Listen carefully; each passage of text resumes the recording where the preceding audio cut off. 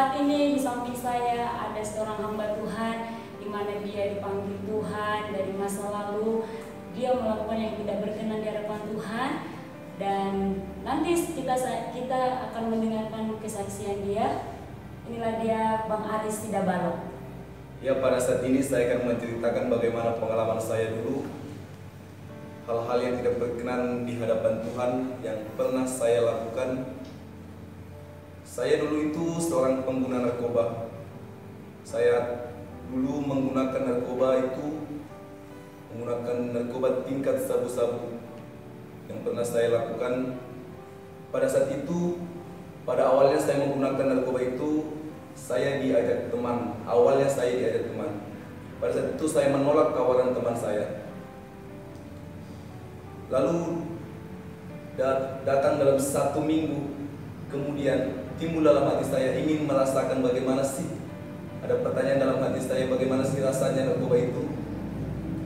Kemudian pada saat itu saya mempunyai uang sebesar 100.000 rupiah.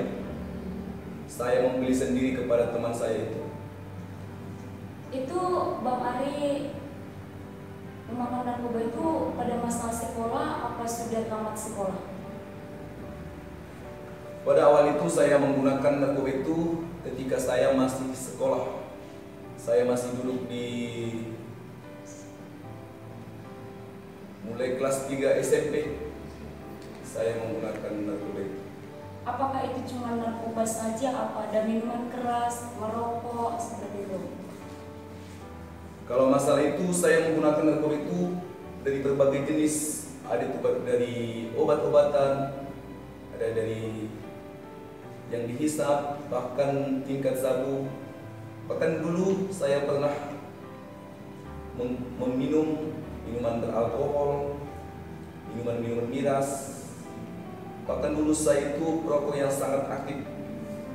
Dalam 1 hari saya dapat menghabiskan 3 bungkus rokok dalam 1 hari. Bang Ari, saya mau bertanya nih, di masa lalu Bang Ari itu ada lagi nggak hal-hal yang dilakukan yang tidak berkenan di hadapan Tuhan? Selain merokok, selain narkoba, mungkin ada yang lain? Ya, ada. Pada saat itu dulu pernah saya berteman dengan salah satu orang Jawa. Itu sangat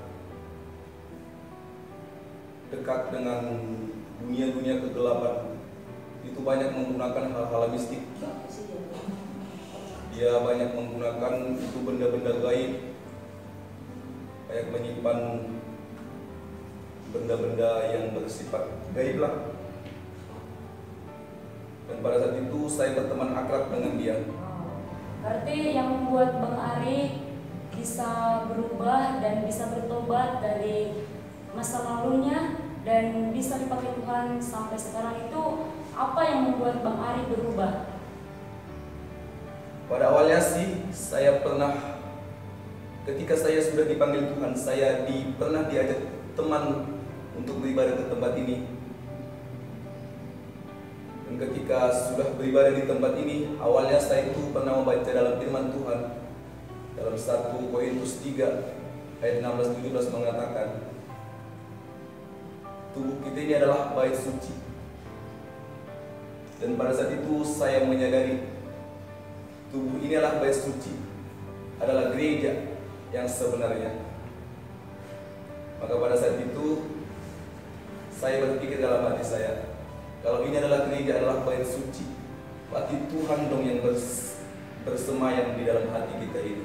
Yang menjadi sekarang Bang Ari jadi hamba Tuhan dan bahkan sekolah menjadi hamba Tuhan, itu yang membuat Bang Ari, apakah itu didapat dalam doanya, apakah itu mungkin dorongan dari orang lain, apa bagaimana?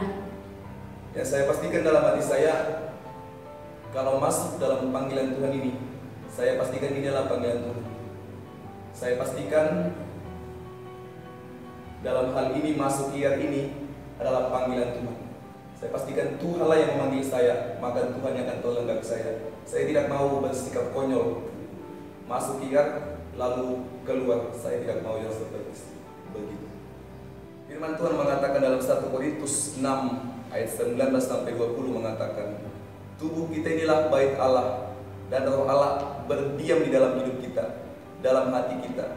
Dan ketahuilah saudara, bahkan ayat 20 mengatakan, tubuh kita ini sudah dibayar lunas, telah dibayar lunas dengan darah yang kudus, itu dengan penebusan darah Kristus yang telah mati di kayu salib. Ketahui saudara,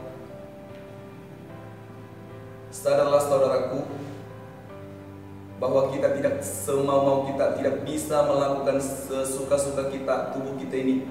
Kita mengotorinya, baik itu dengan merokok, itu dengan menggunakan narkoba, minuman-minuman keras. Yang saya rasakan itulah baiknya Tuhan. Tuhan kita yang kita sembah, Tuhan yang luar biasa. Amin. Tuhan tidak pernah melihat kita dari sisi negatif kita, saudara. Tuhan selalu melihat kita dari posisi positif kita. Bagaimanapun kelakuan kita, bagaimanapun perilaku kita di luar sana yang tidak diketahui oleh saudara-saudara kita, bahkan orang tua kita tidak ketahui, tapi Tuhan melihat kita, saudara. Tuhan selalu mengampuni kita ketika kita datang kepada Tuhan. Ketika kita datang kepada Tuhan, minta ampun kepada Tuhan, sama seperti yang dikatakan dalam firman Tuhan ini, dalam 1 Yohanes 1 ayat 9 ini. Jika kita mengakui dosa kita, maka Tuhan setia dan adil, saudara. Dia akan mengampuni dosamu, bahkan melupakan dosamu, saudara.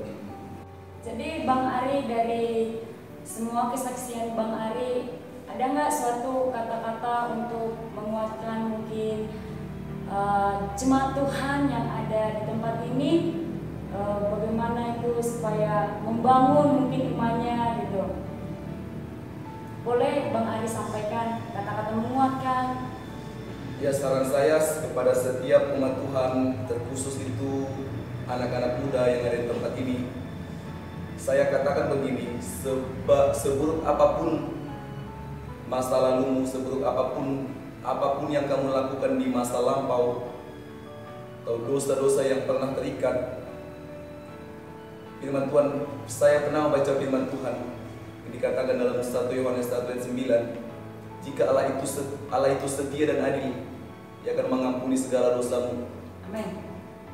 Oke, baik Bapak Ibu Saudara terkasih, di mana lewat kesaksian hambanya Bang Ari, kita sangat diberkati bahwa di mana masa lalu dia dan sampai saat ini dia dipanggil Tuhan, biarlah kedepannya dia menjadi hamba Tuhan yang luar biasa, yang berkenan di hadapan Tuhan, karena di mana masa lalu dia itu tidak menentukan masa depannya, dan masa depan kita itu ditentukan apa yang kita kerjakan pada saat ini. Oke, haleluya umat Tuhan.